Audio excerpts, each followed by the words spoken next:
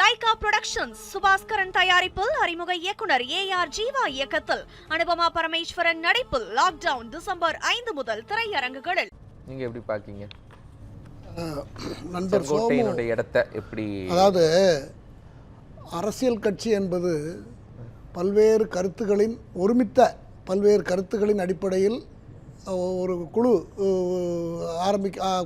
குழுவால் ஏற்படுத்தப்படக்கூடிய ஒரு அமைப்பு தான் அரசியல் கட்சி.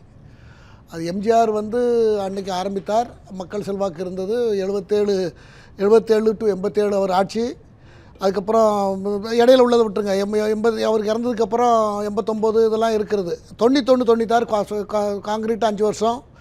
அதுக்கப்புறம் 2001 2005, 2011 to 2016, 2016 2021 வரைக்கும் கண்டினியூஸாக அவருடைய ஆரம்பித்த கட்சி ஆட்சியில் இருந்திருக்கிறது.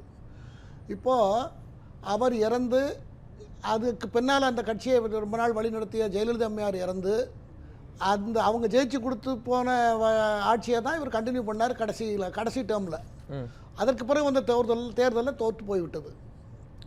அப்போது இவராக தனியாக ஒரு கட்சியை இன்னும் ஆரம்பித்து அவர் அதனுடைய கஷ்ட நஷ்டங்களை அனுபவித்து மக்களை தொண்டர்களை நேராக பார்த்து சந்தித்து கருத்துக்களை அவங்கள்ட்ட விதைத்து அந்த கருத்தை மக்கள் ஏற்று எந்த இதுவும் அவர் பண்ணலை. ஸோ அப்படி இருக்கும்போது எம்ஜிஆர் ஆரம்பித்த கட்சி ஜெயலலிதா வழிநடத்திய கட்சியை தான் இவர் நடத்தியிருக்காரு.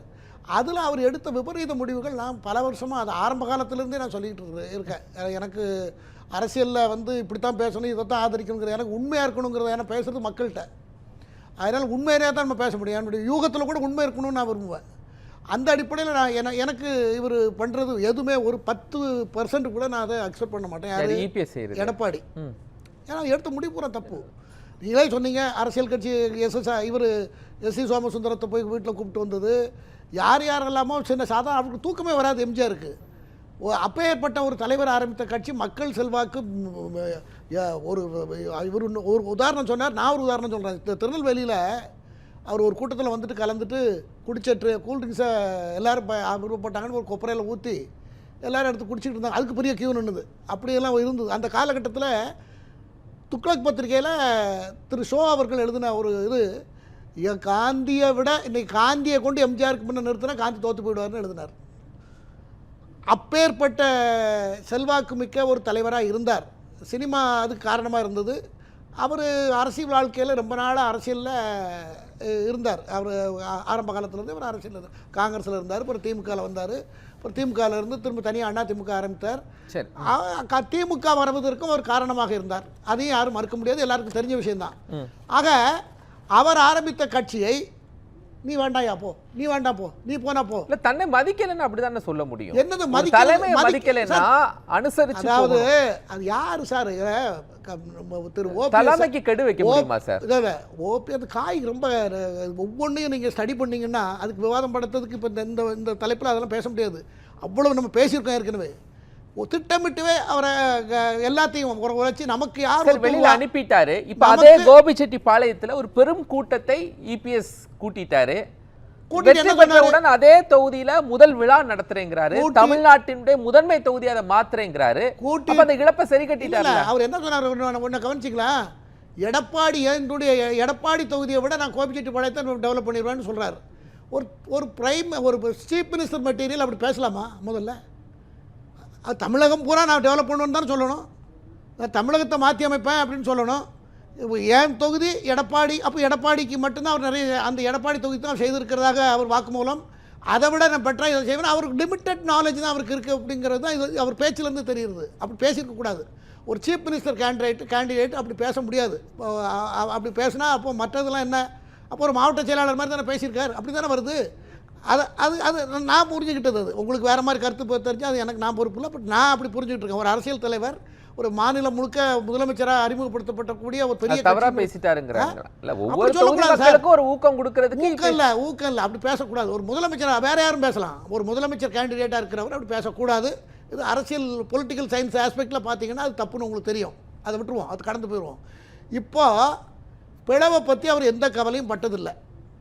ஓபிஎஸ் போய் சசிகலா அம்மையார் நீக்கி எல்லாத்தையும் நீக்கி இப்போ அன்வர் ராஜா செங்கோட்டையன் இன்னும் அடுத்தால ஒரு செட்டு போகிறதாக இருக்குது. அதை நம்ம பொது வழியில் சொல்ல முடியாது. ஒரு சில நாட்களில் இன்னும் ஒரு செட்டு போகிறதாக எங்கே போகிறதாட்டு தாவேக்காவுக்கு ஆமாம் தாவேக்காவுக்கு போகிறதா இருக்காங்க. அப்படி தகவல் வருது. இன்னும் இந்த இடத்துல திரு ஓபிஎஸ் அவர்கள் தெளிவான ஒரு அறிக்கை கொடுத்தாச்சு. 15ஆம் தேதி வரைக்கும் தான் டெட்லைன். அதுக்கப்புறம் நாங்கள் ஒரு முடிவு எடுப்போம்னு சொல்லியிருக்கிறார். இப்போ சப்போஸ் இல்லை ஓபிஎஸும் அந்த பக்கம் தானா கேட்க சொல்கிறேங்க. நம்ம இதெல்லாம் யூகம் தான், தகவல் இருக்குங்கிறதுனால கேட்குறேன் சார். அவங்க அதிமுக தான் எங்கள் உயிர்னு எல்லாரும் இவங்க செங்கோட்டையன் கூட அன்றைக்கி அங்கே போகும்போது அந்த ஜெயலலிதா படத்தை வச்சுட்டு போனதுக்கு அதை எல்லாரும் பேசுனாங்க. அதெல்லாம் தப்பே கிடையாது. அந்த கேள்வியில் அவர் எழுப்புறாருல, நீங்கள் எம்ஜிஆர் படம் ஜெயலலிதா படம் இல்லை அப்படின்னு முதலாக நீங்கள் போர்க்கொடி தூக்குறீங்க. ஆனால் இங்கே அதிமுகவை அழிக்கிறதுக்காக வந்திருக்கக்கூடிய கட்சி கூட நீங்கள் இருக்கிறீங்க. அந்த தாவேக்கால மேலே போட்டிருக்குது எம்ஜிஆர் படம் இருக்கா இல்லையா? எம்ஜிஆர் அவர் பேசுகிறாரா இல்லையா? விஜய் எம்ஜிஆர் தன்னுடைய குருவா அவர் 5 குருவில் இல்லை, அவங்களுடைய கொள்கை தலைவர்கள் சேர்த்துருக்காரு. பின்னால் சேர்த்துக்க அவர் ஆதரிச்சு பேசுகிறாரு. அது இல்லை சார் ஒருத்தரை ஏற்றுக்கிட்டா, ஒரு குருவை நான் ஏற்றுக்கிட்டா அடுத்த தூக்கி தூர போடணும்னு அவசியம் இல்லை. அவருக்கு அவர் 77லேருந்து உங்களோட ஒட்டி தான். அதாவது அந்த இதில் விஜய் பேசுகிறாருல செங்கோட்டையன் வந்ததுக்காக, அப்போ அந்த வீடியோ இதில் அவர் சொல்கிறாரு புரட்சி தலைவர்னு ஒரு வார்த்தையை சொல்கிறாரு விஜய். ஆனால் ஜெயலலிதா பேரை சொல்லலை, இருபெரும் தலைவர்கிட்ட இருந்தவர்னு சொல்கிறாரு. அப்போ ஜெயலலிதா பேரை இவர் புறக்கணிக்கிறாரோ அப்படிங்கிறதெல்லாம் பார்க்க முடியாது, அப்படி பார்க்க முடியாது. ஆக அந்த மாதிரி ஒரு சூழ்நிலை அந்த கட்சிக்கு ஒரு அவர் ஆரம்பித்த கட்சி, ஜெயலலிதா வழிநடத்தின கட்சி, அந்த கட்சியை இவருடைய வார்த்தைகள் மற்றவங்க எல்லாரும் யாருமே போராட்டம் நடத்துறது நீங்கள் நான் இருக்க மாட்டேன் நான் தான் இருப்பேன்னு யாரும் சொல்லலை. நீயே இரு, எல்லாத்தையும் சேர்த்துக்கொண்டு தானே சொல்கிறாங்க. எல்லாரும் சேர்த்துக்கிட்டு ஒருமித்த பலத்தோடு நம்ம திமுகவை ஃபேஸ் பண்ணுவோன்னு தான் சொல்கிறாங்க. வேறு எந்த அஜெண்டாவும் கிடையாது அவங்கள்ட்ட, எந்த அஜெண்டாவும் கிடையாது. ஆரம்பத்திலேருந்தே சசிகலா அம்மாவும் அதை தான் சொல்கிறாங்க, ஓபிஎஸ் அதை தான் சொல்கிறாரு, இப்போ செங்கோட்டையன் அதை தான் சொன்னார். எல்லாருக்குமே அந்த அன்வர் ராஜாவும் அதை தான் சொல்லியிருக்காரு. இப்போ தலைவர்கள் எல்லாருமே சொல்கிற குற்றச்சாட்டு என்ன, ஒருங்கிணைத்து எல்லாரும் சேர்ந்த இதுக்குள்ள இல்லைன்னா முடியாது அப்படின்னு சொல்கிறாங்க. அவர் எல்லாத்தையும் இக்னோர் பண்ணுறாரு. அதுக்காக என்ன கட்சியில யார் அட்வைசர் அவருக்குன்னு எனக்கு இன்னொரு கட்சியில போனா ஒருங்கிணைச்சிட முடியுமா? இல்ல இருங்க, ஜெயலலிதா ஒருங்கிணைக்கல அப்படிங்கிறதுனால தாவேக்கால போய் சேர்ந்துட்டா அதிமுக ஒருங்கிணைச்சிட முடியும். அந்த கேள்வி எப்படின்னா, அதுக்கு அரசியல்ல என்னன்னா நிகழ்கால நடவடிக்கைகளை வைத்து அதில் இருந்த தலைவர்கள் நம்ம கருத்தங்க ஈடுபடவில்லை, நம்ம சொன்னால் அவங்க ஏற்கிற மாதிரி இல்லை, சொன்னாலே குற்றம்னு சொல்லி கொலை குற்றம் சாட்டி நம்மளை வெளியே அனுப்பிடுறாங்க. ஆகையினால நாம் மக்களுக்கு சேவை செய்கிறது 9 முறை திரு செங்கோட்டையன் அவர்கள் அந்த தொகுதியில் எம்ஜிஆர் ஆரம்பித்த காலத்திலிருந்து இந்த நிமிஷம் வரைக்கும் இப்போ நேற்று முந்தா நாள் ரிசைன் பண்ணுற வரைக்கும் ஒரு சட்டமன்ற உறுப்பினராக இருந்திருக்கிறார். அப்போ அவர் அந்த மாவட்டத்தில் 40 வருஷம் 45 வருஷம் எம்எல்ஏ இருந்தவர். தனக்கு பின்னும் அதிமுக 100 ஆண்டுகள் வரை இருக்கும்னு ஜெயலலிதா சொல்லுகிற போது அதுக்கு உறுதியேற்றவர் திரு செங்கோட்டையன் அவர்கள்.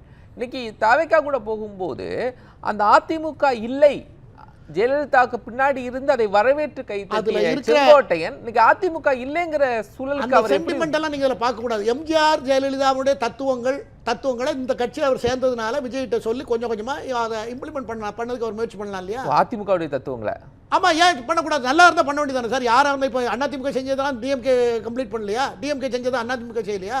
காங்கிரஸ் செஞ்சதை எல்லாரும் ஃபாலோ பண்ணலையா? பாஜக செய்கிறத எல்லாரும் ஃபாலோ பண்ணலையா? அது இல்லை, நீயா நானாங்கிறதுலாம் இல்லை. ஜனநாயகத்தில் எல்லாரும் கட்சி ஆரம்பிக்கிறாங்க. கட்சி ஆரம்பித்தவர் இப்போ இல்லை, கட்சி ஆரம்பித்தவர் இல்லை, கட்சியை வழிநடத்தினவர் இல்லை. அதற்கு பின்னால வந்த முதலமைச்சர் எல்லாத்தையும் நீ வேணா போடான்னு சொல்லிட்டு இருக்காரு. செங்கோட்டையனால ஒரு கூட்டத்தை கூட்ட முடியும், கட்சியை நடத்த முடியும் அப்படிங்கிறத இபிஎஸ் உடைச்சிட்டாரு. செங்கோட்டையன் இல்லாமல் கோபிச்செட்டிப்பாளையத்தில் இவ்வளோ ஒரு பெரிய கூட்டத்தை அவர் கூட்டி அதனால என்னன்றீங்க? அந்த இழப்பை ஈடுகட்டிட்டார். ஈடு என்ன இழப்பு சார்? அவர் இந்த மாநிலத்தை முதலமைச்சராக இருந்தவர், அவர் ஏரியா அவர் கூட்டம் வந்திருக்கு, அதுக்கு நிறைய முயற்சி எடுத்துருப்பாரு, செலவு பண்ணியிருப்பார், வந்திருக்கோம். இவர் 1 மணி நேரத்துக்கு முன்னாடி நோட்டீஸ் கொடுத்துட்டு அவ்வளோ கூட்டம் வந்திருக்கு செங்கோட்டையனுக்கு. அது செங்கோட்டையனுக்காக வரல, விஜய்க்காக வந்திருக்கு. விஜய்க்காக வந்திருக்கு. செங்கோட்டையன் அந்த தொகுதிங்கிறதுனால வந்திருக்கிறது. ஆக இதில் என்ன சார், ஒரு மனுஷன், நான் ஒரு சமீபத்தில் ஒரு புக்கை படித்தேன், 97 வயசு வரைக்கும் 97ஆவது வயசில் அந்த ஆள் ஒரு புக்கை படிச்சிருக்காரு, மேக்னிஃபை கிளாஸ் வச்சு படிச்சிருக்காரு. அவருக்கு ஒரு ஞானோதயம் வந்துட்டு, அடாடாடா நாம் இவ்வளோ நாளும் பெரிய தப்பு பண்ணிட்டோம், நாம் தனித்தது பூராமே தப்பு, நம்ம இதெல்லாம் கேட்கல, இதெல்லாம் ஃபாலோ பண்ணாமல் விட்டோம், இன்னையிலேருந்து நான் என்னை மாற்ற போகிறேன் அப்படின்னு சொல்லி கொள்கையெல்லாம் மாற்றினேன்னு அவர் எழுதியிருக்கார். ஒரு ஆங்கில ஒரு இங்கிலாந்து ஃப்ரான்ஸை சேர்ந்த ஒரு நாவலாசிரியர் ஒன்று அவர் எழுதியிருக்காரு. அப்போ ஏன் அப்படி அந்த நிமிஷத்தில் கூட நான் மாறி யார் இதுக்கு சொல்றீங்க? யாரா இருந்தாலும் உங்களுக்கும் பொருந்தும் எனக்கு பொருந்தும் இவங்க எல்லாத்துக்கும் பொருந்தும். இப்போ டிபேட்ல யாரை சொல்றீங்க?